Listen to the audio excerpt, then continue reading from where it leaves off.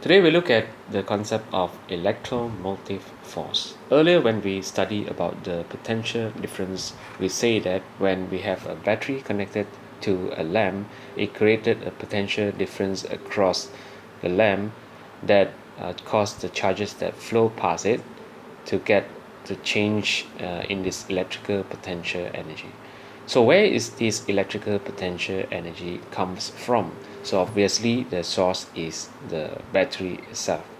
Okay, so energy in that is given to the charge carrier come from the battery, and it is very closely related to this electromotive force, EMF. So bear in mind that this is not a force, though the name suggested that it is a force, but actually it is not.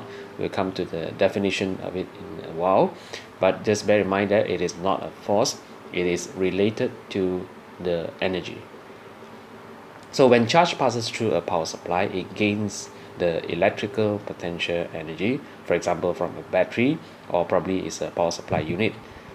Then electromotive force of a battery is the electrical energy gained per unit charge that passes through the battery. Okay, so now you got an idea here: electrical potential energy gained per unit charge. So then you might be able to see some similarity between the potential difference across the lamp, which is the work done or electrical potential energy change to light and heat per unit charge is very similar.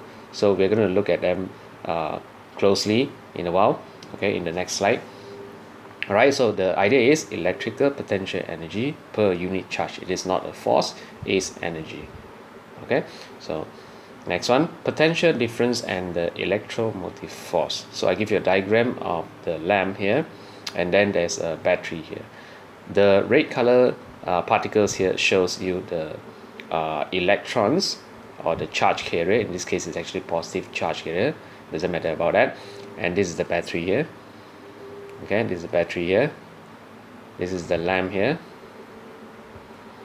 So what you can see that the red color here indicate that they have gained energy.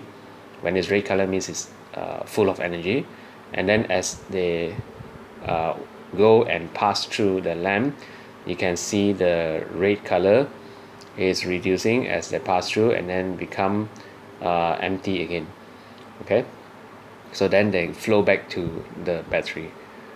Alright, so they get the energy from the diagram here. They get the energy from the battery fully charged. Okay, I mean energy is full. Then they go to the lamp, and then from there they convert their energy into the light and heat. So you can see the lamp here is become red color. So that's indicating that it gets the energy from the charge carrier. And then when they dissipate that energy, they become smaller, as in they are now low in energy, and they go back to the battery. So it's like you are driving a car that first you fill up with the petrol, and after that when you drive and then come back after a long distance, almost empty, then you go back to the petrol station. So there's a supply and there's a place where you waste it or use it. Okay, so the PD, potential difference, is defined as electrical energy loss per unit charge at the components in the external circuit. Okay, so this is how we write when we want to compare with an EMF. So now let's look at what this EMF means. The EMF of a battery is the electrical energy gain per unit charge that drives the charge around a complete circuit. So the word gain is underlined and the word loss is underlined on the potential difference. Okay, so this is the two. This is one of the difference between these two. The other difference is that you can talk about the conversion of the energy.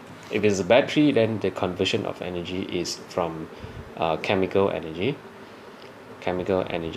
to electrical potential energy. So that's the description about EMF also. And then for potential difference is electrical energy into other forms like light and heat. Okay, so This is the difference and the definition of this potential difference and electromotive force. All right.